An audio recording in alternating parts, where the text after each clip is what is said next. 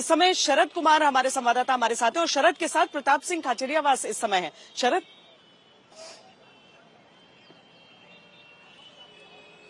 जी श्वेता, हमारे साथ प्रताप सिंह खाचरियावास हैं जो वोट डाल के निकले हैं अपनी धर्मपत्नी के साथ। प्रताप सिंह जी, ये चुनाव तो लग रहा है कांग्रेस के लिए बहुत मुश्किल रहा। आप तो बड़े बड़े दावे कर रहे थे, इस बार समझ में नहीं आ रहा है कि ऊंट किस करवट बैठेगा राजस्थान। राम राज्य की तरफ बैठेगा। राम राज्य का अर्थ, राज्य तो बीजेपी का है। राम राज्य का अर्थ जन कल्याण और विकास। जहाँ जन कल्याण और विकास होता है वहाँ कांग्रेस होती है। सच्चाई और ईमानदारी की राजनीति जहाँ होती है, जहाँ डायरेक्ट रिलीफ मिल रहा है, 50 लाख तक का इलाज फ्री। यहाँ तो कन्हैया लाल का मुद्दा भी आ गया।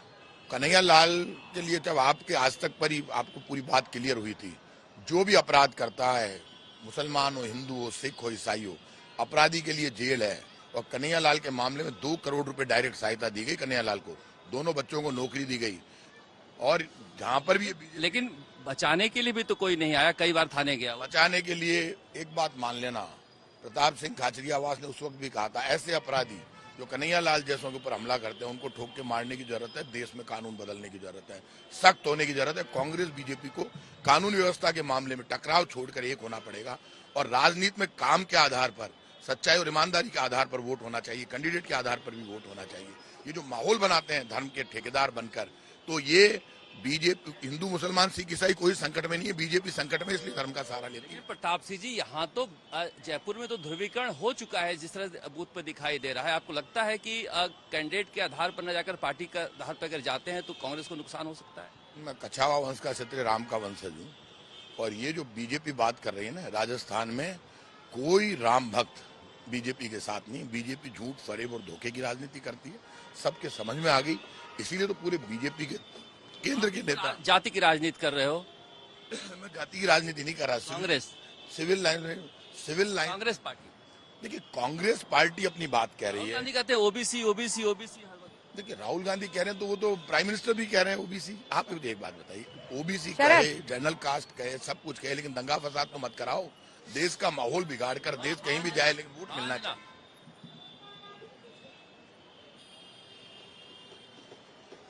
ठीक है शरद, एक सवाल उनसे जरूर पूछिए। दंगों की बात कर रहे हैं तो दंगा रोकना तो सरकार की जिम्मेदारी होती है, राज्य सरकार की, गृह मंत्रालय उनके पास है। और दूसरा इनसे पूछिएगा कि उनका खुद के बारे में इनकी सुई किधर डोलती है समझ नहीं आता। सचिन पायलट जी लेकर आए, इधर अशोक गहलोत को लेकर एन मौके पर उन्होंने किया, तो अभी किसके लिए ताकत झोंक रहे हैं वो, किस गुट के लिए? देखिए 2 सवाल है अंजना का। एक तो ये है कि दंगा करौली का हुआ, दंगा भिलवाड़ा में हुआ, ये दंगा जोधपुर में हुआ, इस सरकार की फेल्योर भी था। यही तो कह रहे हैं प्रधानमंत्री नरेंद्र मोदी कि बीजेपी लाओ दंगा हटाओ। राजस्थान में, राजस्थान की राजधानी जयपुर में एक भी दंगा नहीं हुआ जहां से मैं मिनिस्टर हूं। जयपुर में 48 बार दंगे करवाए बीजेपी ने जब बीजेपी शासन में थी। आज जयपुर में कानूनी व्यवस्था बहुत अच्छी है। जोधपुर में कोई दंगा नहीं हुआ, आपको पता, हंगामा हुआ सिर्फ। और करौली में इन्होंने जो करवाया उसको कंट्रोल कर लिया गया। बार बार जिस तरह की भाषा बीजेपी बोल रही है, बीजेपी अपना काम क्यों नहीं बताती कि नौजवान के लिए, कर्मचारी के लिए, व्यापारी के लिए, मजदूर के लिए क्या? नौजवान की बात कर रहे हैं तो मैं आपका इंटरव्यू पिछले 2018 में लिया करता था। आप नौजवान मुख्यमंत्री की मांग किया करते थे हमारे साथ ही, वो मांग है या हट गया है? एक बात आप बताइए मुझे, अभी मुख्यमंत्री का सवाल इसलिए नहीं है क्योंकि अब राहुल गांधी, पिछली बार कैसे था? देखिए हमेशा परिस्थितियां बदलती है राजनीति में, ये मानकर चलना। आज मेरी सरकार है, हमारा मुख्यमंत्री भी है, और आपको लगा क्या दोनों अशोक गहलोत और सचिन पायलट जब दोनों एक दूसरे से प्यार कर रहे हैं तो मैं बीच में कौन हूँ घसड़ पाऊं? कहाँ प्यार है? जनता कह रही है कहो ना प्यार है। एक बार भी दोनों साथ में स्टेज पर नहीं घूमे। दोनों के बयान सुन लो, दोनों एक दूसरे की खूब तारीफ कर रहे हैं, तो मैं बीच में कौन टकराव कराने वाला? आप देखिए प्रताप सिंह जी, आप सचिन पायलट के सबसे ताकतवर लेफ्टिनेंट थे यहाँ पर। एक गलत बात कर रहे हैं आप। ये उस वक्त जब लड़ाई हुई, लड़ाई नहीं, 2018 मेरी बात 2018 में मैं जिलाध्यक्ष था, वो प्रदेश अध्यक्ष थे, तो दोनों को साथ मिलकर लड़ना ही पड़ेगा। और सरकार भी लाए दोनों मिलकर, मेहनत भी की हम दोनों ने। तो जब दोनों को एक होना होगा तो एक थे, फिर सरकार बन गई, तो सरकार बन गई, उसके बाद राहुल गांधी, सोनिया गांधी, खड़गे चलिए मानना पड़ेगा। शरद, कुछ असहज सवाल ये हो जाते हैं, जाहिर है कम से कम चुनाव के दिन नेता इनका जवाब न देना चाहेंगे, लेकिन हकीकत जो है वो 2018 की तस्वीरों में भी दिखा ही था और अब 2023 में भी दिख रहा है।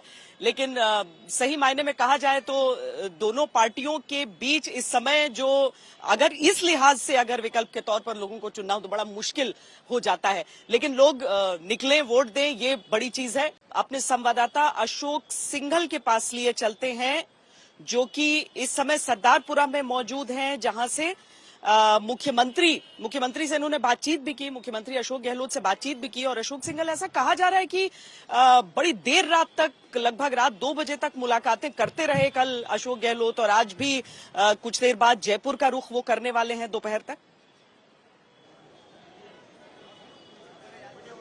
बिल्कुल श्वेता, देखिए कल शाम को दोपहर के बाद वो वार्डों में गए, जो उनकी कॉन्स्टिट्यूंसी के इलाके हैं वहां पर उन्होंने लोगों से मुलाकात की, घर घर में गए, 1-to-1 मुलाकातें की, कई घंटे वो अलग अलग इलाकों में गए। उसके बाद जब वो रेडिसन होटल में रुके हुए हैं जोधपुर के, वहां पर अलग अलग डेलीगेशन से मुलाकात की, क्योंकि हम लोग भी वहां पे मौजूद थे। तो पूरी प्लानिंग की जा रही थी, सिर्फ जोधपुर की ही नहीं बल्कि पूरे राजस्थान को लेकर के लोगों से कोऑर्डिनेट कर रहे थे, बातचीत कर रहे थे। अलग अलग जो नेता हैं कांग्रेस के, उनसे लगातार बातचीत कर रहे थे, पूरा खुद से मॉनिटर कर रहे थे चीजों को लेकर के। और आज सुबह भी जब वो आए तो होटल से ही वो पूरे लोगों से कोऑर्डिनेट करके स्थिति का जायजा ले रहे थे, पोलिंग को लेकर के बातचीत कर रहे थे कि कहां पे क्या पोलिंग हो रही है, पोलिंग को लेकर के क्या स्थितियां हैं, उसको लेकर के खुद अशोक गहलोत पूरा अपने जो काडर है, नेता हैं, उनसे बातचीत कर रहे हैं। लेकिन अभी वो पोलिंग बूथ जो कि सरदारपुरा में जैन मंदिर है, इसके बगल में उनका पुराना घर है, जहां पर वो पले बड़े, यहाँ पे खेले, वहाँ उनका पुराना घर, हालांकि उस घर में कोई रहता नहीं है, उनका भांजे का परिवार यहाँ पर रहता है, उनसे भी मिलने गए हैं और पुराने घर में भी जाएंगे और उसके बाद वोट डालेंगे। बिल्कुल पोलिंग बूथ के बगल में उनका घर है। पूरी फैमिली के साथ अशोक गहलोत यहाँ पहुंचे। लगातार पांचवी बार से वो यहाँ पर विधायक है सरदारपुरा से, श्वेता, और 5 बार सांसद रह चुके हैं जोधपुर कॉन्स्टिट्यूंसी से। अब गजेंद्र सिंह है, उनके बेटे ने भी लास्ट जो 2019 में चुनाव लड़ा था लोकसभा का, लेकिन गजेंद्र सिंह शेखावत से वो हार गए थे, और 3 बार के मुख्यमंत्री हैं।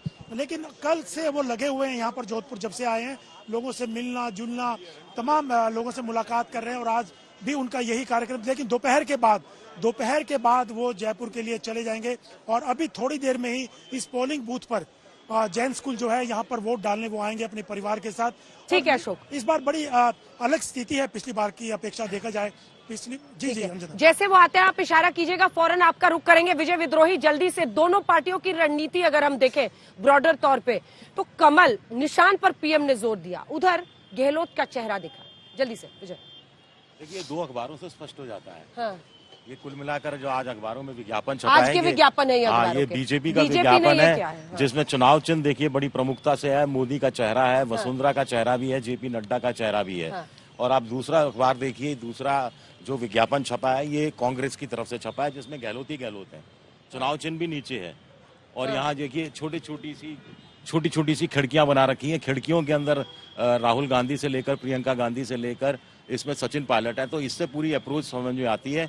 और ये बीजेपी कुल मिलाकर कमल के चेहरे के ऊपर है, कमल पर है, और प्रधानमंत्री के चेहरे पर है, और कांग्रेस अपनी ये 7 गारंटियों के भरोसे है।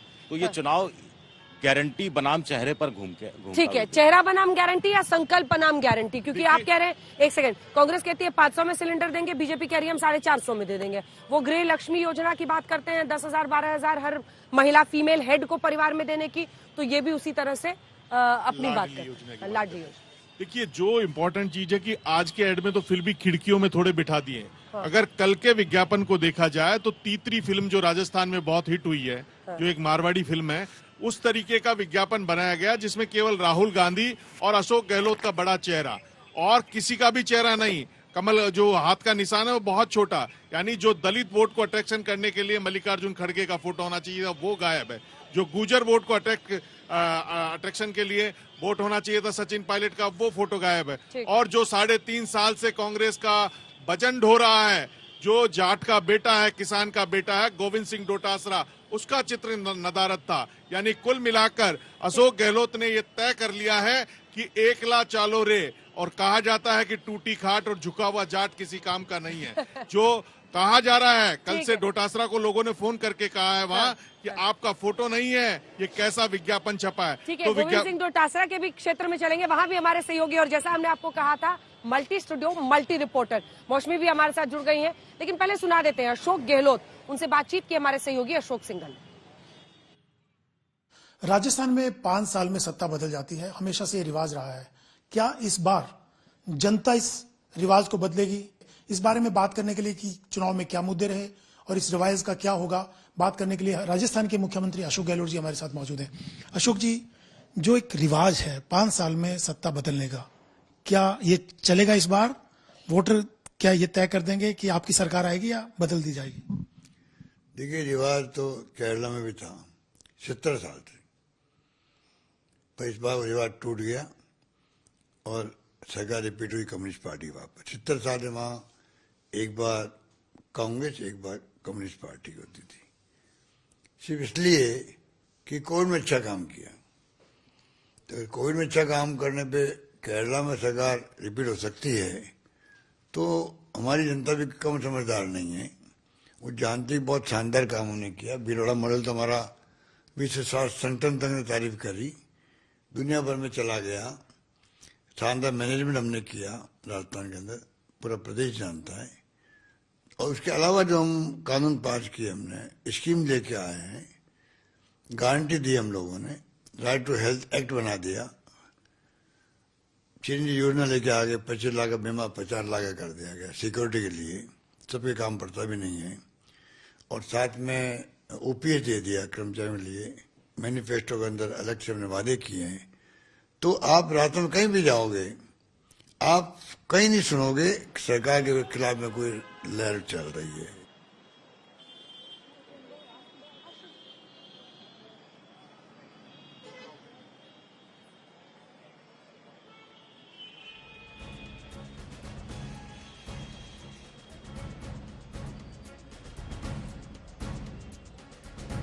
अशोक गहलोत तो ये अशोक कहते हुए गहलोत कि कोई भी सत्ता विरोधी लहर वो नहीं देख रहे हैं। बहरहाल देखिए, अपनी छाछ को कोई भी खट्टा नहीं कहता है।